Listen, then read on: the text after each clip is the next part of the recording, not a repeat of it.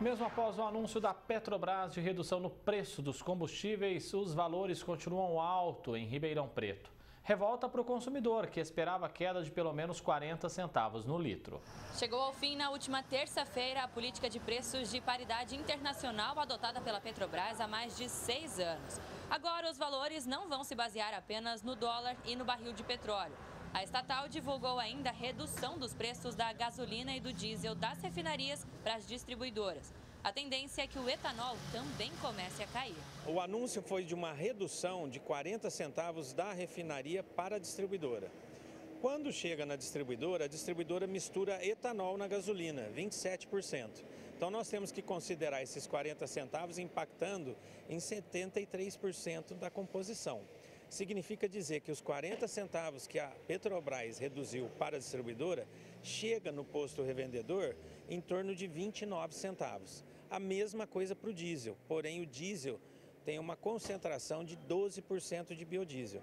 Então os 44 centavos anunciados pela Petrobras refletem no posto revendedor, depois que passam pela distribuidora, em mais ou menos 38 centavos de redução. O etanol ele trabalha ali sempre muito próximo da paridade dos 70%. Então a conta que os usineiros devem fazer, por exemplo, é justamente essa, não ficar muito longe dessa paridade para não perder venda. O problema é que o consumidor não tem sentido a medida na prática. Antes da redução, o preço médio da gasolina praticado na cidade era de R$ 5,49. Quem foi abastecer esperando encontrar um valor muito diferente disso, não saiu nem um pouco satisfeito. Mas até agora nos postos não teve baixa. Então, tipo assim, quando para aumentar, quando passa no jornal que vai aumentar, no dia seguinte já aumenta. Já na baixa não é assim que funciona. Às vezes tem que acabar o estoque e tudo mais, mas quando é para abastecer, eles não esperam, tipo assim, ter acabar o estoque para começar o valor mais alto. Se já baixou lá em cima, tem que abaixar aqui embaixo, não é? Eu rodo todo dia, gasto cada 2 dias dinheiro com combustível. 50 a cada 2 dias. Zona Sul lá em cima tá 5,80 mais ou menos. Quase 6, tá complicado. Baixou o mínimo, é um pouquinho, né? Baixou pouco, tem que baixar mais. Porque a gente consome o dia inteiro assim, vai para os bairros, vai para a cidade, então a gente precisa que abaixe mais um pouco, né?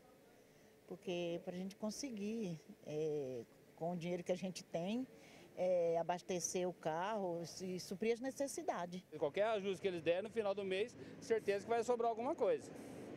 Espero que o governo aí ponha a mão na consciência aí e os donos de postos também, né? Vamos fazer esse apelo aí para ver se eles conscientizam e abaixam um pouco, né? Vai demorar para baixar, porque quando é para aumentar, aumenta na hora.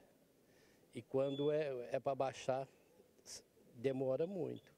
Eu acho que tá meio caro ainda. O posto tem um estoque que vai sendo regulado de acordo com o produto que ele vai recebendo. Então o que acontece? Na medida em que a distribuidora vai mandando para o posto revendedor o combustível mais barato, o posto revendedor tem condição de ir repassando essa redução também para a bomba. A orientação que a gente passa para todos os associados do núcleo posto é exatamente essa orientação. Toda vez que os nossos associados tiverem por parte da distribuidora aumento ou redução, que eles repassem na totalidade isso para as bombas. Para garantir que a queda nos preços chegue nas bombas e principalmente no bolso do consumidor, a fiscalização vai ser reforçada. Na próxima quarta-feira, o governo vai coordenar um mutirão nacional nos postos de combustíveis.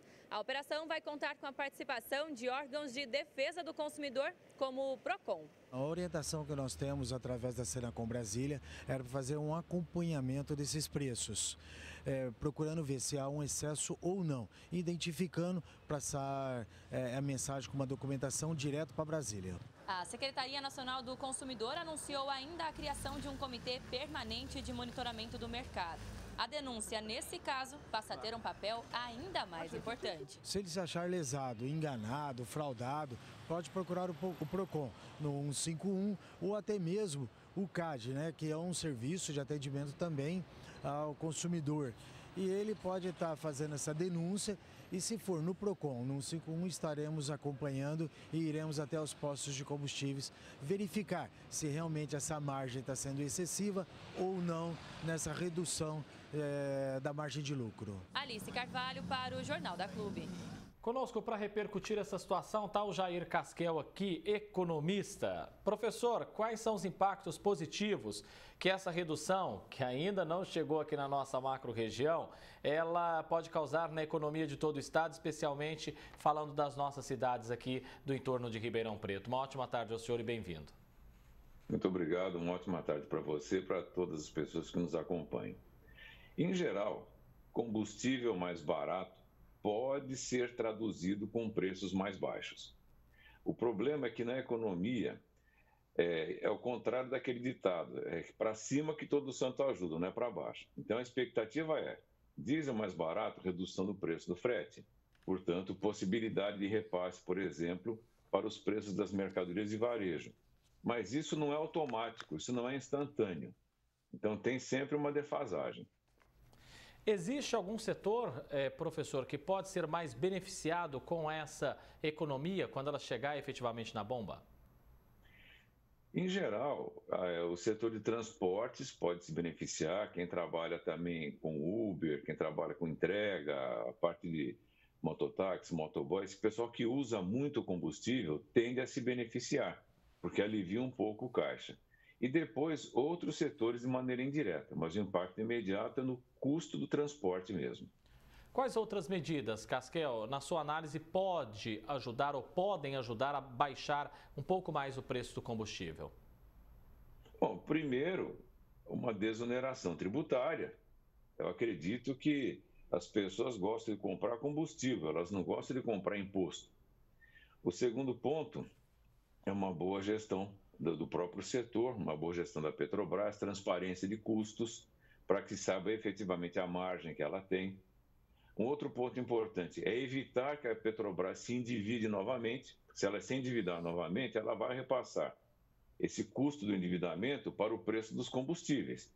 Então, é uma análise, digamos assim, de caráter sistêmico, e que se tiver um bom acompanhamento, transparência, competência decisória, evitar problemas de corrupção, de desvio de verba e tudo mais, desvio de faturamento, todos ganham. Você mencionou um dos pontos que é a cobrança do tributo, e aí a gente fala justamente da necessidade da reforma tributária no país, então? Eu acredito que seja inquestionável e indiscutível a necessidade de se reformar a cobrança de impostos no país. O problema é que a máquina pública custa muito e, dependendo da forma de gestão que a gente tem, esse custo vai aumentar, se traduzindo em novas dívidas e, portanto, novos pagamentos de juros. Então, é preciso que haja um limite. E esse limite, digamos assim, quando ele é ultrapassado, ele estimula a sonegação, ele atrapalha as pessoas, porque o imposto ele consegue fazer duas coisas. Ele encarece a mercadoria quando se fala de ICMS e de IPI, ele reduz o poder de compra quando se fala de imposto de renda.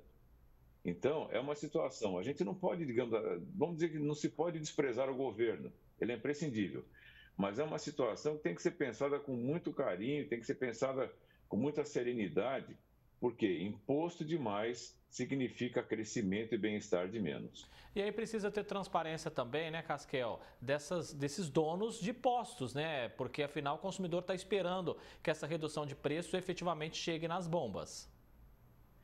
Essa questão da transparência é importante, mas é sempre bom deixar claro o seguinte: quando o combustível sobe, a reposição do estoque daquele combustível que já foi vendido no preço anterior significa descapitalização para o dono do posto. Então, quando o combustível baixa, a gente também tem que pensar que essa descapitalização que houve antes está sendo compensada agora. Então, não é uma questão se acontece hoje, vem amanhã. A questão é, quanto é que foi vendido no preço anterior à elevação? Isso é a perda que o dono do posto vai ter. Então, talvez ele precise vender a mesma quantidade quando reduz para compensar aquela perda e depois repassar para a bomba. Porque também tem uma coisa importante. Se o comerciante não tiver margem, ele fecha a porta. Então, digamos que é uma situação delicada, mas ela tem que ser analisada com muito critério, porque não pode ser automático. Em termos de gestão, não pode ser automático esse repasse, nem para cima nem para baixo. Por isso, até a necessidade dessa fiscalização que vai acontecer, segundo o PROCON de Ribeirão, em todo o país aí na próxima quarta-feira, para checar se realmente está dentro dos parâmetros, né? Casquel, agradeço muito, viu? Presença do senhor aqui no Jornal da Clube. Ótimo fim de semana. Professor, até mais. Disponha, muito obrigado para você também. Obrigado.